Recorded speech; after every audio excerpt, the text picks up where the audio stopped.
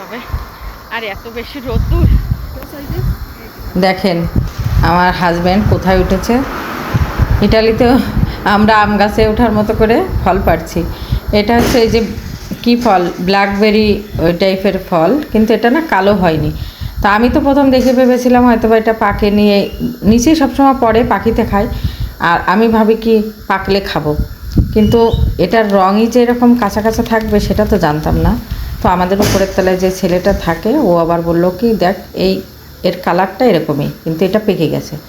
আমি এবার হাত দিয়ে ধরে দেখি সত্যি তাই, একদম পেকে তুলতুলে হয়ে গেছে, আর এত বেশি মিষ্টি ছিল ফলটা, খেতে খুবই সুস্বাদু। তা এই যে এক ডালা মতো পেড়ে নিয়েছি, তো এটা এখন ধুয়ে তারপরে কিছুটা উপরে ওদের দিব, কারণ এই গাছটা যেহেতু আমাদের তিনজনেরই, তো এই একজন তো এখনও আমাদের এখানে থাকে না, ওর বাসায় এখনও কাজ চলছে, আর উপরের তলায় ওরা আছে আর আমরা আছি। তবে ওদেরকে কিছুটা ধুয়ে দিয়ে আসা হয়েছে, আর বাকি যেগুলো আছে সেগুলো ভাবছি কি আমি ওই আমাদের আজকে পিঠা উৎসব আছে ওখানে নিয়ে যাব। আর এই যে পিঠা উৎসব উপলক্ষে আমার পিঠা তৈরি করা হয়ে গেছে, কালকে রাত্রেই তৈরি করে রেখেছিলাম। এটা আমাদের এলাকাতে ঢালা পিঠা বা চন্দন পিঠা বলে। আর এখানে আমি করেছি একটু ধনেপাতার চাটনি, এটা হচ্ছে যে চিতই পিঠাতে খাওয়ার জন্য একটু ঝাল ঝাল করে নিয়েছি, কারণ যেহেতু অনেকগুলো পিঠার আইটেম থাকবে, মিষ্টি আইটেম সব, আর যেহেতু মিষ্টি সবাই কিন্তু একটু মানে খুব বেশি খেতে পারে না, তো ভাবলাম একটু চাটনি করি যাতে চিতই পিঠাটা দিয়ে এটা খেলে মুখের স্বাদটা একটু ফিরে পায়। মিষ্টিতে মুখটা কিন্তু জড়িয়ে আনে অনেকটা। তো এ হচ্ছে আমার আইটেম, এই যে কুলার পরে ঢেলে রেখেছি আর একটা প্লেটে নিয়েছি। আর এদিকে ফলগুলো ওই যে পেড়ে ধুয়ে রেখেছি, ওই ফলগুলো নিয়ে যাব।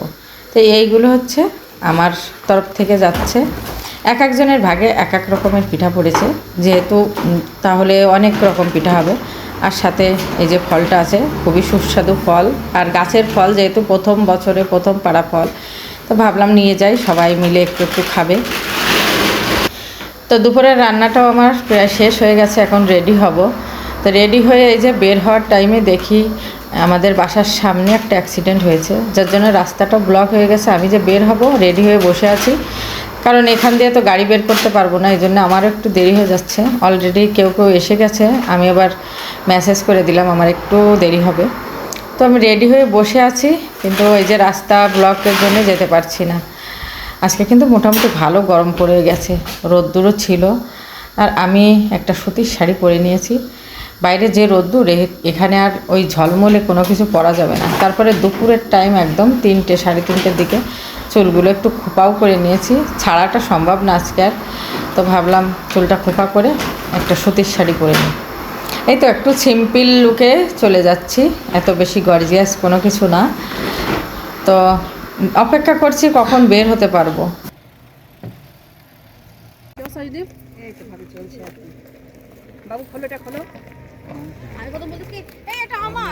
তো এই তো শেষ পর্যন্ত এসে পৌঁছে গেছি আমিও, আর এসে দেখি মোটামুটি অনেকে এসে গেছে, আবার কেউ আসতে এখনও বাকিও আছে। আর এই যে আমাদের পিঠার আয়োজন, এক একজন এক এক রকমের পিঠা তৈরি করে নিয়ে আসছে, আর আমিও এই ফাঁকে অল্প একটু ভিডিও করে নিই, কারণ এরপরে আর সময় পাবো না, এরপরে খাওয়া দাওয়ায় সবাই ব্যস্ত হয়ে যাব। তো সবাই এখন অলরেডি নেওয়া শুরু করে দিয়েছে। এখন তো যেহেতু ম্যারেন্দার টাইম 4টে বাজে, তো এখনই তো খাওয়ার টাইম, মোটামুটি সবাই এসেই গেছে। আর যা দু একজন আছে, কেউ কেউ কাজে আছে, তারা একটু দেরি করে আসবে।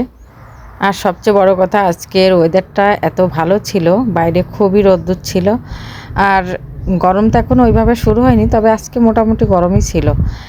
এখন আমি যাচ্ছি সবাইকে ওখানে রেখে, আমি যাচ্ছি আমার মেয়েকে আনতে। মেয়ে রয়েছে আজকে ডান্স স্কুলে, তো ওদের সামনে ফাইনাল প্রোগ্রাম, এই জন্য এখন কিন্তু প্র্যাকটিস শুরু করেছে। তো ওখানে যাচ্ছি মেয়েকে নেওয়ার জন্য, মেয়েকে নিয়ে আবার এখানে আসব। সব বাচ্চারা আছে, তো মেয়েটা না আসলে তো মনের ভিতরে আর একটু কেমন লাগছে, খালি খালি লাগছে, ওকে আগে নিয়ে আসি তারপরে অন্য কথা। তো এই জন্য এই যে যাচ্ছি, বেশ রোদ্দুর কিন্তু বাইরে, এই জন্য মাথায় একটু ঘুমটাটা দিয়ে নিলাম। এখন এখান থেকে 5 মিনিট হেঁটে সামনে গেলেই আমার মেয়ের ওই ডান্স স্কুলটায়।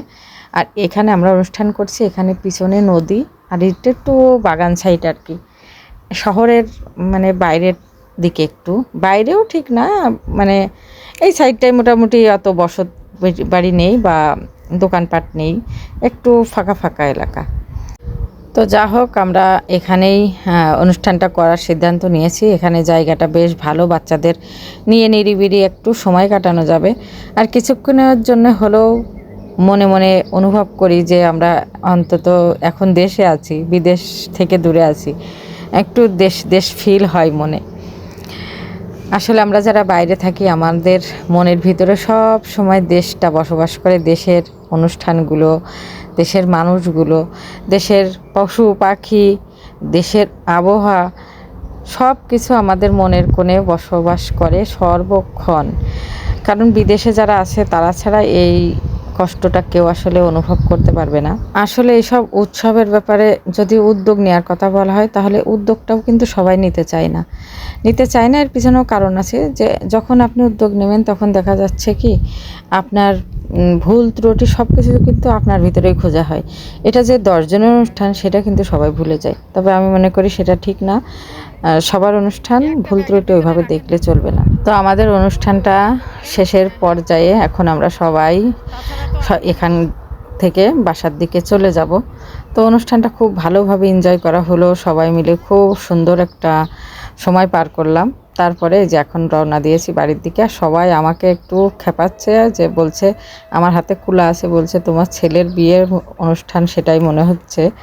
তো আমিও বলছিলাম হ্যাঁ, আমার ছেলে যখন বিয়ে দেবো তখন সবাই এইভাবে আমরা নদীতে যাব। ওই আমাদের ভিতরে তো গঙ্গাবড়া আছে, জল নিতে যেতে হয় নদীতে, তো সেটাই বলছি আর হাসাহাসি করতে করতে শেষ করলাম আমাদের